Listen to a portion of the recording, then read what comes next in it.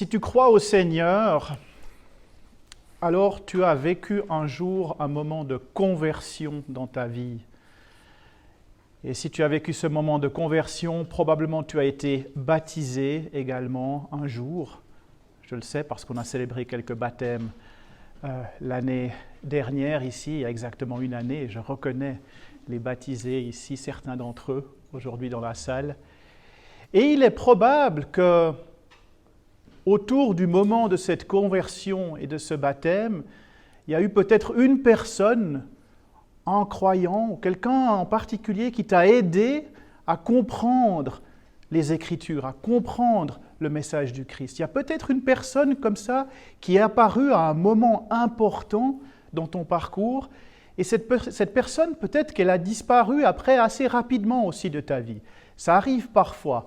Moi, je me souviens qu'au moment de ma conversion, il y a un petit peu plus de 10 ans, il y a un ami en fait de ma tante qui est chrétienne qui m'a recommandé d'aller discuter une fois avec cet ami, il s'appelait Simon, je me souviens, et on s'était vu juste un jour pour un café à la gare de Lausanne, et on avait discuté, et il m'avait ouvert les yeux sur certaines choses dans la Bible. Et après, en fait, on s'est perdu de vue complètement, en fait, dans mon parcours. Je me suis converti, j'ai été baptisé, mais on ne s'est plus revu. Voilà. Alors, il y a des fois des personnes comme ça qui apparaissent dans nos vies, surtout au moment de la conversion et du baptême, qui peuvent être importantes.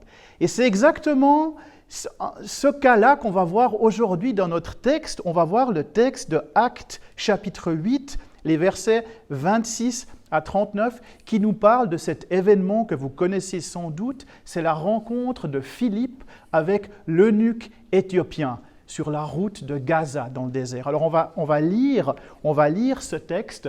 Alors vous avez tout d'abord l'illustration ici, c'est une peinture de Rembrandt du XVIIe siècle. Vous voyez voilà Philippe qui baptise cet eunuque. Alors lisons le texte de Actes 8 aujourd'hui. Si tu peux mettre le prochain. C'est moi qui l'ai, oui, tout à fait. Ouais, pardon. Ouais, c'est bon, voilà.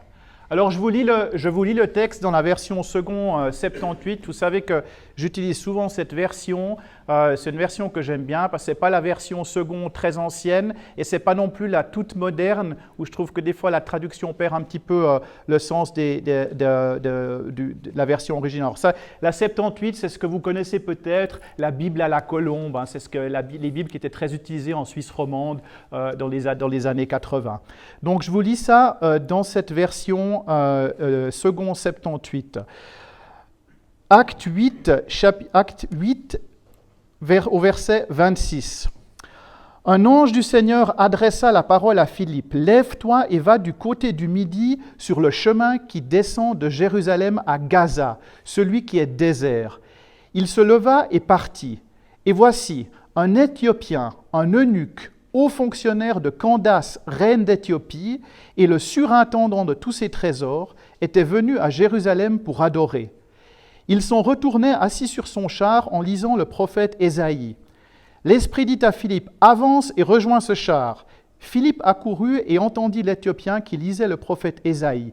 Il lui dit, « Comprends-tu ce que tu lis ?» Il répondit, « Comment le pourrais-je si quelqu'un ne me guide ?» Et il invita Philippe à monter s'asseoir avec lui. Le passage de l'Écriture qu'il lisait était celui-ci. Et c'est un passage d'Ésaïe, chapitre 53. « Il a été mené comme une brebis à l'abattoir, et comme un agneau muet devant celui qui le tond, il n'ouvre pas la bouche. Dans son humiliation, son droit a été supprimé, et sa génération, qui la racontera, car sa vie est supprimée de la terre. » L'eunuque prit la parole et dit à Philippe, « Je te prie, de qui le prophète dit-il cela? De lui-même ou de quelque autre ?» Alors Philippe ouvrit la bouche et commençant par ce texte, lui annonça la bonne nouvelle de Jésus. Comme ils continuaient leur chemin, ils arrivèrent à un point d'eau et l'eunuque dit, « Voici de l'eau, qu'est-ce qui m'empêche d'être baptisé ?» Philippe dit, « Si tu crois de tout ton cœur, cela est possible. » L'eunuque répondit, « Je crois que Jésus-Christ est le Fils de Dieu. » Il ordonna d'arrêter le char, tous deux descendirent dans l'eau, Philippe ainsi que l'eunuque, et il le baptisa. Quand ils furent remontés hors de l'eau, l'Esprit du Seigneur enleva Philippe, et l'eunuque ne le vit plus, alors que, joyeux, il poursuivait son chemin. Voilà, jusqu'ici. Alors, il faut tout d'abord vous présenter les personnages de cet épisode de la Bible. Tout d'abord, Philippe. Or, Philippe, ce n'est pas l'apôtre Philippe, on peut le confondre parfois. D'ailleurs, la tradition chrétienne confond parfois l'apôtre Philippe avec ce Philippe du désert. En fait, ce Philippe dont on parle ici, c'est un des 7 diacres qui avait été nommé au chapitre 6 de Actes par la jeune église de Jérusalem pour s'occuper un petit peu des tâches d'organisation de l'église, parce que les apôtres voulaient se concentrer sur la prédication. Donc, il avait été un des premiers 7 diacres, notamment avec Étienne, qui était un des diacres aussi, qui avait été lapidé ensuite. Donc, Philippe est un évangéliste, est un diacre, et il part en mission dans la terre de Samarie, qui était une terre voisine de la Judée et qui était en conflit historique avec les Juifs, parce que les Samaritains étaient un peuple historiquement détesté par les Judéens. Et donc Philippe va dans cette terre et il a une mission très efficace. Il accomplit beaucoup de miracles en cette terre de Samarie. C'est lui qui va rencontrer notamment Simon le magicien, ça c'est au début du chapitre 8, vous connaissez peut-être l'histoire également, ça serait un message séparé. Et ensuite il fait cette rencontre avec l'eunuque justement. Et plus tard, tout ce qu'on sait sur ce Philippe l'évangéliste, c'est qu'il finira sa vie à Césarée et il aura 4 filles qui prophétisent, et on sait que Paul lui rend visite plus tard au cours de son voyage qui va le mener à Rome. Donc on ne sait pas beaucoup de choses sur ce Philippe, à part qu'il était évidemment un diacre avec une mission très efficace d'évangélisation en Samarie. Voilà, alors ça c'est un petit peu le parcours de Philippe. Vous voyez qu'il était dans l'église de Jérusalem, donc il monte en Samarie, donc la ville de Samarie, aussi appelée par les Romains ville de Sébaste, je n'ai pas fait exprès. Et voilà, il descend ensuite il est emmené par donc l'ange du Seigneur lui indique d'aller vers le sud, vers cette route qui est entre Jérusalem et Gaza. C'est là qu'il fait la rencontre de l'eunuque. Et plus tard, il va remonter vers Césarée, il va s'établir là-bas, et il aura sa famille là-bas avec ses filles. Et c'est là qu'il va rencontrer Paul plus tard. Ça, c'est pour Philippe. Maintenant, l'Éthiopien. Qui est cet eunuque éthiopien? Eh bien, tout d'abord, le mot éthiopien, Éthiope en grec, ça n'a rien à voir avec le pays d'Éthiopie d'aujourd'hui. Éthiopien en grec, ça voulait simplement dire quelqu'un avec la peau foncée. Donc simplement, c'était ça. C'était quelqu'un avec la peau foncée, et l'indication qu'on a dans la Bible, c'est qu'il était un serviteur ou un haut fonctionnaire de la reine de la Candace. Ça s'appelait une Candace, c'était la reine de la région de Nubie, ou le royaume de Couche dans la Bible. Et ce royaume est situé dans les terres actuelles du Soudan, c'est la Nubie actuelle. Donc cet eunuque, il vient d'Afrique, il vient de Nubie, et il est de croyance juive. Le texte nous dit, il est allé à Jérusalem pour adorer, il lit la Bible, il lit Ésaïe, et il est donc probablement un prosélyte, quelqu'un qui est intéressé à la foi juive, et c'est un pèlerin en quelque sorte, puisqu'il est allé à Jérusalem. Voilà, alors vous voyez quelques images ici, donc Israël, ici vous voyez la situation d'Israël, et vous voyez en rouge ici le royaume de Couche ou la Nubie actuelle, donc l'Égypte et la Nubie, avec notamment cette ville de Méroé où il y avait la reine, la Candace, dont lui était justement le serviteur, ou même on pourrait dire le ministre des Finances, parce que la Bible nous dit qu'il était responsable de tous ces trésors. Donc ils avaient vraiment un rôle important dans ce royaume. Vous avez ici quelques images, les images des pyramides de Méroé, qui est un site protégé, que vous pouvez aller visiter, protégé patrimoine mondial. On n'en parle pas beaucoup parce qu'on parle de l'Égypte, on dit toujours les pyramides au Caire, mais il y a des pyramides à Méroé qui étaient justement de ce royaume et de cette reine. Et vous avez ici l'image de l'époque, en fait, qui a été retrouvée par l'archéologie de cette reine, cette Candace Amanitor, qui est probablement exactement celle-ci qui était la chef de cet eunuque qui a été envoyé, donc, enfin il n'a pas été envoyé, il était en pèlerinage à Jérusalem. Donc voilà pour situer un petit peu les choses. Alors vous imaginez bien que la tradition chrétienne a développé toute une tradition concernant la vie de cet eunuque. La tradition de l'Église orthodoxe lui a même donné un nom. Elle dit qu'il s'appelle John Darada. Ils lui ont fait une icône, vous voyez ici.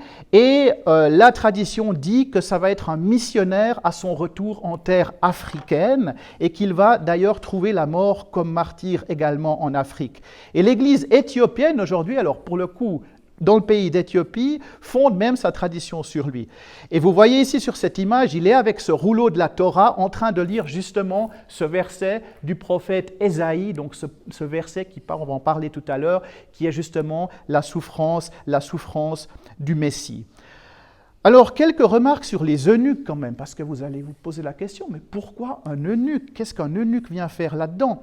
Alors, dans l'Antiquité, les eunuques avaient souvent des tâches de hauts fonctionnaires ou des tâches de haute responsabilité auprès du pouvoir, auprès des dirigeants. C'était également souvent les gardiens des femmes ou même des harems. Eh bien, pourquoi ? Eh bien, parce qu'ils ne représentaient pas un grand danger pour le pouvoir, parce que les eunuques ne pouvaient pas avoir d'enfants, ils ne pouvaient pas donner de descendance. Donc cela évitait tout conflit d'intérêts. Pour l'eunuque, c'était simplement servir et disparaître parce qu'il ne pouvait pas nourrir l'espoir d'une descendance. Il ne laissait pas de descendance qui pourrait éventuellement le venger d'un mauvais traitement. Personne n'était là pour défendre un eunuque finalement. C'était facile d'éliminer un eunuque. On pouvait lui donner la responsabilité des finances, mais s'il s'enrichissait trop, c'était facile de l'éliminer pour le pouvoir en place, sans prendre trop de risques que sa famille ou que ses descendants viennent le défendre, puisqu'il n'avait pas de descendants. Et alors justement, cet eunuque revient de Jérusalem, où il était venu pour adorer, et la crucifixion de Jésus devait être bien présente encore à cette époque dans les discussions à Jérusalem, parce qu'évidemment, les personnes avaient vu ce Jésus qui disait qu'il était le Messie et qui avait été crucifié. Donc il est quasiment certain que l'eunuque avait entendu parler de Jésus et de son identité de Messie. Et s'il avait entendu parler de cela et du récit de la crucifixion, il devait sans doute être très intrigué par ce texte d'Ésaïe qu'il lisait justement, qui parle d'un Messie souffrant, d'un Messie qui doit un homme de douleur. Alors justement, cet eunuque fait la rencontre providentielle de Philippe, qui proclame le royaume de Dieu et le nom de Jésus-Christ. Il proclame justement que Christ est le Messie attendu par Israël, et Philippe va lui poser cette question. « Comprends-tu ce que tu lis ?» Il lui pose la question. « Comprends-tu ce que tu lis ?» Que l'eunuque ne comprenait pas, il disait, ouais, on a un Messie souffrant. Alors je vais vous remettre ce texte ici, qu'il lisait, le texte d'Ésaïe. Il a été mené comme une brebis à l'abattoir et comme un agneau muet devant celui qui le tond. Il n'ouvre pas la bouche. Dans son humiliation, son droit a été supprimé et sa génération, qui la racontera? Car sa vie est supprimée de la terre. Et l'eunuque demande à Philippe, mais de qui Ésaïe dit-il cela? De lui-même ou de quelqu'un d'autre? Et alors évidemment, vous savez que Ésaïe parle du Christ dans cette prophétie. Il parle de l'homme de douleur qui va souffrir pour le salut de l'humanité. Mais à l'époque, la doctrine d'un Messie qui souffre, ça n'existait pas parmi les Juifs.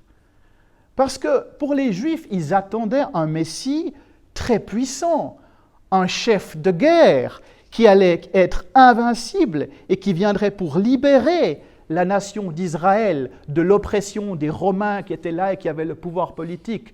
Et on en avait parlé, quand j'étais venu, on avait parlé de Nicodème. Nicodème qui était venu pendant la nuit poser des questions à Jésus. Il disait, mais Jésus, c'est vraiment toi le Messie? Parce que ça m'étonne. Moi, je m'attendais à un Messie puissant qui allait libérer Israël. Et toi, tu ne nous parles pas de ça. Tu n'es pas en train de monter une armée. Qu'est-ce qui se passe? Je ne comprends pas. Et Nicodème avait ces interrogations. Il était venu demander des précisions à Jésus.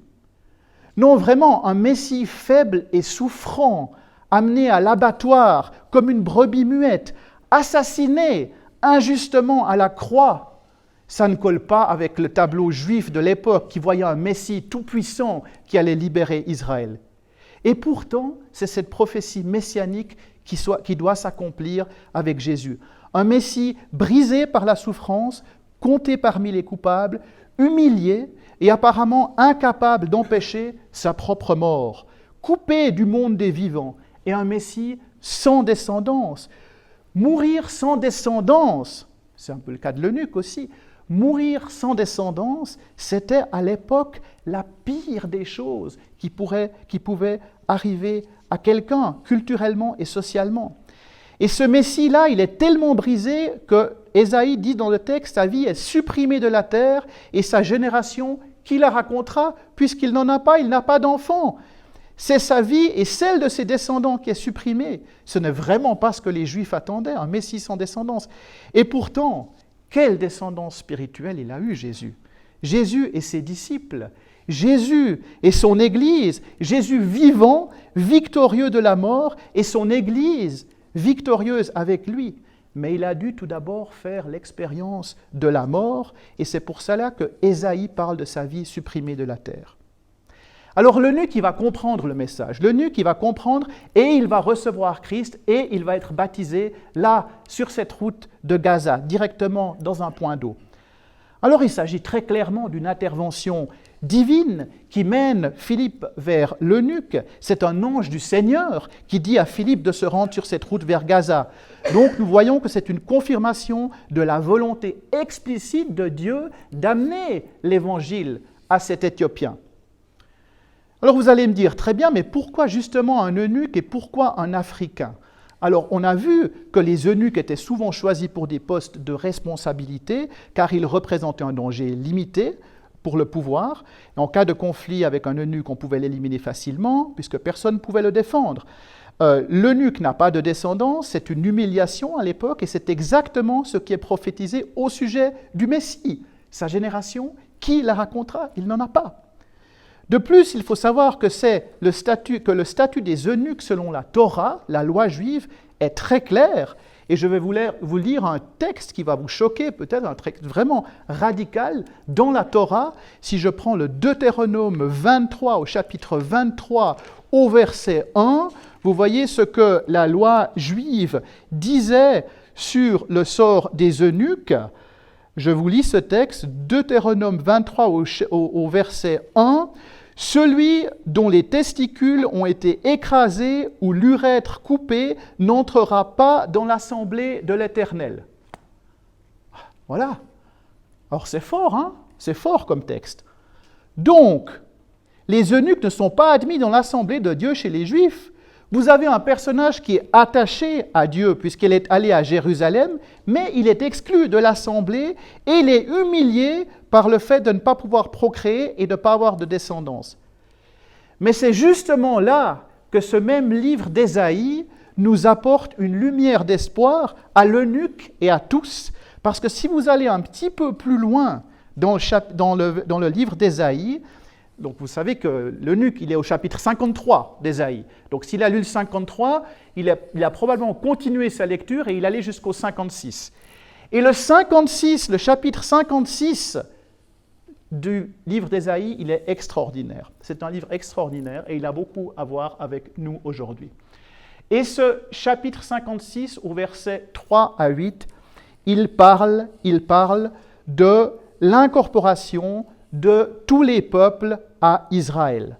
Il fait mention d'une maison de prière pour tous les peuples. La maison de l'Éternel est une maison de prière pour tous les peuples ou toutes les nations. Il parle des bannis d'Israël. L'étranger, et il dit que l'étranger qui s'attache à l'Éternel ne dise pas « l'Éternel me séparera sûrement de son peuple ». Et que l'eunuque, il parle des eunuques, et que l'eunuque ne dise pas « je ne suis qu'un arbre sec parce que je ne peux pas avoir d'enfant ». Car ainsi parle l'Éternel aux eunuques qui garderont mes sabbats, qui choisiront ce qui m'est agréable et qui demeureront fermes dans mon alliance. Je leur donnerai dans ma maison et dans mes murs un monument et un renom préférable à des fils et à des filles. Je leur donnerai un nom éternel qui ne sera jamais retranché. Et la même chose pour les étrangers qui s'attacheront à l'Éternel pour le servir, pour aimer le nom de l'Éternel, pour être ses serviteurs. Tous ceux qui garderont le sabbat pour ne pas le profaner et qui demeureront fermes dans mon alliance, je les amènerai sur ma montagne sainte et je les réjouirai dans ma maison de prière. Maison de prière pour tous les peuples. Oracle du Seigneur l'Éternel, lui qui rassemble les bannis d'Israël. Dieu qui rassemble les bannis d'Israël. J'en rassemblerai d'autres avec les siens déjà rassemblés. Alors la mission de Philippe, c'est exactement ça. C'est un message extraordinaire d'ouverture. Ce Philippe qui vient de la Jérusalem aimée et qui va vers cette Samarie, la nation détestée par les Juifs, et qui prêche avec succès. Et maintenant cette rencontre avec l'eunuque africain, un étranger qui était lui aussi exclu parce qu'il était eunuque, exclu par la loi juive de l'Assemblée de Dieu, cet eunuque en route vers Gaza et en route vers l'Afrique qui rencontre Philippe, ça c'est un pas encore plus important dans la poussée de l'Évangile hors du périmètre purement géographique juif. Cet eunuque qui se trouve sur le chemin de retour vers le royaume de Nubie, ou on dirait le Soudan actuel, et qui va recevoir la bonne nouvelle, qui va être baptisé et qui va emporter avec lui cette joie de l'Évangile dans son pays. C'est pas n'importe qui dans ces terres, cet eunuque, parce que c'est un homme riche et influent, c'est quand même le ministre des Finances de la reine. Donc il est probable que sa parole en Afrique aura un certain poids et que ça va influencer certaines personnes pour l'Évangile et les convaincre du message de Dieu. Alors, cette rencontre en chemin, c'est tout ce qui est prophétisé par Ésaïe 56. Les bannis d'Israël, maintenant tous rassemblés. Les bannis, les parias, les intouchables, les rejetés. Oui, pour Israël, il y avait des personnes bannies qui ne pouvaient pas avoir accès à Dieu. Ce n'est pas anti-Israël ce que je dis, c'est la réalité, c'est Ésaïe qui le dit. La synagogue n'était pas une église ouverte pour les nations, c'était limité à certaines personnes. Si vous êtes nouveau ici et que vous vous êtes posé la question de savoir pourquoi cette église porte ce nom d'église ouverte pour toutes les nations, eh bien, Ésaïe 56 vous donne la réponse. C'est ça, c'est une maison de prière pour tous les peuples, pour toutes les nations. C'est pour ça qu'ici, vous êtes dans une église ouverte pour toutes les nations. Alors le plan de Dieu, bien heureusement, ne s'arrêtait pas à la nation d'Israël, c'était un plan pour toute la création. Et c'est grâce à cet amour de Dieu pour sa création que toi et moi, nous sommes rassemblés aujourd'hui dans son Église pour toutes les nations. Et il est ici avec nous, le Seigneur. Et cette rencontre avec l'eunuque africain, c'est le début de tout cela. Et d'ailleurs, il y a une curiosité, parce que la Bible, c'est un livre tellement extraordinaire que vous trouvez des parallèles. Et il y a une prophétie sur l'Égypte et sur l'Éthiopie au psaume 68, au verset 27 à 33. David, dans ce psaume 68, parle de l'Éthiopie. Et il fait référence au peuple de l'Éternel. Psaume 68, et je commence au verset 30. « De ton temple, tu règnes sur Jérusalem, et les rois t'apporteront des présents. » Et plus loin, au verset 32, « Des grands viennent de l'Égypte, l'Éthiopie accourt, les mains tendues vers Dieu. » L'Éthiopie accourt, les mains tendues vers Dieu.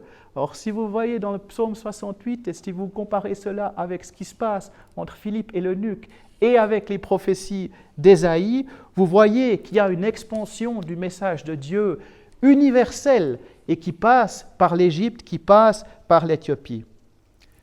Très bien. Alors, qu'est-ce que ça signifie tout cela pour nous aujourd'hui, en 2023, à Montreux, sur le quai de la gare, dans cette église? Alors, il y a beaucoup de choses à dire sur ce texte. C'est un texte magnifique, il y aurait beaucoup de choses à dire. Là, j'ai 3 points pour vous aujourd'hui. Le premier, c'est celui-ci, c'est le Messie souffrant. Alors le Messie souffrant dont parle Ésaïe, vous connaissez les crucifixes que vous avez beaucoup dans l'Église catholique, c'est toujours le Christ dans sa souffrance, d'accord? Le Christ cloué à la croix. Mais je trouve qu'on devrait se concentrer. Alors la souffrance du Christ, elle est importante parce qu'elle fait partie de son œuvre, d'accord? Mais il faut aussi penser au Christ vivant, parce qu'on n'a pas un Dieu mort, on a un Dieu qui est passé par la mort, mais qui est ressuscité et qui est vivant. Donc j'aime bien cette image de la croix, soit la croix vide, comme nous avons ici, la croix où en fait Jésus n'est plus là, parce qu'il est au ciel, ou alors cette croix ici où on voit un Jésus, voilà, ressuscité, parce que c'est un Dieu vivant que nous adorons. Donc ça, c'est la première chose, le premier point que je voulais vous partager. Le deuxième point, c'est le fait que la Bible est un livre qu'il faut sonder, parce que quelqu'un disait un jour que la Bible est comme un puits sans fond, parce qu'il y a toujours quelque chose à découvrir. Ce n'est pas un simple roman d'espionnage où vous l'avez lu et puis au bout d'un moment vous connaissez tous les personnages et ce qui s'est passé, et quand vous le lisez 2-3 fois, ça devient ennuyeux parce que ça se répète. La Bible, ce n'est pas comme ça. Vous découvrez chaque fois quelque chose de nouveau dans la Bible. Et l'eunuque, il faisait ça, il était dans ce livre d'Ésaïe, il ne comprenait pas, et il se posait des questions, et il a dit à Philippe, mais explique-moi, j'aimerais comprendre. Donc il y a toujours des choses, des réponses à trouver et des explications à trouver pour vos vies dans la Bible. Il faut s'interroger sur ce que l'on lit. Et si vous ne comprenez pas, eh bien, posez la question. C'est pour ça que vous avez aussi un pasteur dans l'Église qui vous guide. Vous avez un pasteur ici qui est dédié à cette Église aussi pour l'enseignement. Et d'ailleurs, il a aussi une présence maintenant pastorale dans l'Église. Il est là une fois par semaine. Donc, vous pouvez prendre rendez-vous. Si vous avez des questions, vous ne comprenez pas le texte. Alors, peut-être pas les réponses à tout non plus dans vos vies, mais pour comprendre ce que les Écritures veulent dire et quel est le message de Christ. D'accord ? Donc ça, c'est important. Cherchez les réponses dans la Bible. Ce n'est pas toujours évident, il faut des fois creuser un petit peu, il faut prier aussi là-dessus, il faut discuter avec vos frères et sœurs qui peuvent vous éclairer aussi sur la parole. C'était mon deuxième point. Mon troisième point, et c'est le plus important aujourd'hui, et je terminerai là-dessus, la phrase de Philippe, « Comprends-tu ce que tu lis ?» Comprends-tu ce que tu lis? Eh bien, ma question, c'est, es-tu prêt à éclairer quelqu'un comme Philippe le fait pour l'eunuque? Dans ta famille, parmi tes collègues? On dit, nous sommes une église ouverte pour toutes les nations, c'est le nom de cette église. Et être sur le quai de la gare à Montreux, eh bien, quelque part, quand je lis ce texte de Acte 8, être sur le quai de la gare, c'est être sur cette route de Gaza où Philippe a été envoyé pour rencontrer l'eunuque. Parce qu'un quai de gare, c'est où vous trouvez tous les voyageurs qui vont d'un endroit à l'autre. C'est là que vous avez des personnes qui sont peut-être dans des questionnements. Des milliers de voyageurs passent ici tous les jours. Et vous vous souvenez, on en avait parlé. Ici, c'était juste un garage de moto, avant que ce soit une église, un garage de moto. Alors, l'Esprit a guidé l'implantation de cette église sur le quai de gare de Montreux, tout comme l'ange du Seigneur a guidé Philippe vers l'Africain. Alors, s'il y a une église ici, c'est la volonté du Seigneur. Et si toi, tu es membre de cette église aujourd'hui, c'est aussi la volonté du Seigneur. OK? Donc, il faut prendre la mesure de cette responsabilité que tu as. Peut-être que tu viens simplement les dimanches et que tu es heureux d'y revoir tes frères et sœurs. C'est très bien, moi aussi je suis heureux quand je vous revois tous. D'accord? Mais c'est qu'une petite partie de la bénédiction que Dieu a préparée pour toi grâce à cette Église. Mais rendez-vous compte de ce que ça représente en termes de visibilité pour Dieu d'avoir une Église sur le quai de la gare. Je vous avais mis cette image une fois, dans un de mes messages précédents. Le temple de Salomon. Et j'avais été surpris à la maison de voir, ça c'est le temple de Salomon, une représentation, et cette église ici sur le quai de la gare. Mais en termes de visibilité, c'est la route de Gaza avec tous ces voyageurs. Alors, si tu n'es pas encore engagé dans quelques services pour l'église, c'est le moment de te lancer, car si Dieu a placé cette église ici sur le quai, c'est pour atteindre le voyageur. Et s'il t'a placé dans cette église, c'est parce que toi, tu vas participer d'une manière ou d'une autre pour justement atteindre ce voyageur, cette personne qui a ces questions, justement. Il faut que cet endroit soit visible et accueillant et que le prochain voyageur qui passe sur ce quai avec des interrogations sur la Bible, comme cet eunuque, soit conduit vers cette église et y trouve quelqu'un pour répondre à ces interrogations. C'est un appel que je lance à tous les membres de cette église. Ne restons pas simplement entre nous les dimanches. Il y a beaucoup plus que cela à faire dans le plan de Dieu. Alors transmettre le message, c'est également une joie immense. À vous de trouver les bonnes solutions. Est-ce que vous allez distribuer des tracts sur le quai? Est-ce que vous allez utiliser la vitrine de l'église d'une manière ou d'une autre? Il faut que vous vous rendiez compte de la puissance ici de l'emplacement sur un quai de gare. Parce que j'ai mis une photo d'un quai de gare, d'ailleurs c'est le quai de gare de Montreux. Vous voyez, c'est typiquement l'endroit où les gens se trouvent souvent entre leur lieu de travail et leur domicile, ou peut-être dans des voyages plus longs. Et c'est souvent des moments, les seuls moments même dans leur journée, où ils ont un petit peu de temps pour réfléchir sur leur vie, pour réfléchir un petit peu, peut-être même ils sont déprimés, peut-être qu'ils sont... ils ont un peu de temps pour penser à autre chose quand ils sont dans ces moments-là. C'est un endroit qui est entre deux endroits de vie, et ils sont souvent dans la lecture, souvent ils sont sur leur téléphone, on voit aussi, mais on ne sait pas trop ce qu'ils font, ils regardent peut-être des choses qui n'ont pas beaucoup d'intérêt, ils se perdent dans des choses. Ou alors peut-être qu'ils lisent quelque chose où ils ne comprennent pas vraiment. Et il y aura peut-être une question à poser ici. Donc moi je pense qu'il y a un véritable ministère du quai de la gare qui existe. Alors je ne sais pas, est-ce que vous pourriez aller vous promener sur ce quai un jour, même sans évangéliser, mais juste en observant. C'est ce que je vous invite à faire. Observez simplement. Priez que l'Esprit vous guide vers cette personne. Découvrir cet homme ou cette femme perdue sur son téléphone avec tous ses questionnements et lui poser cette simple question. Comprends-tu ce que tu lis? Comprends-tu ce que tu lis? Vous serez surpris de voir ce que Dieu fera de cette rencontre. Amen.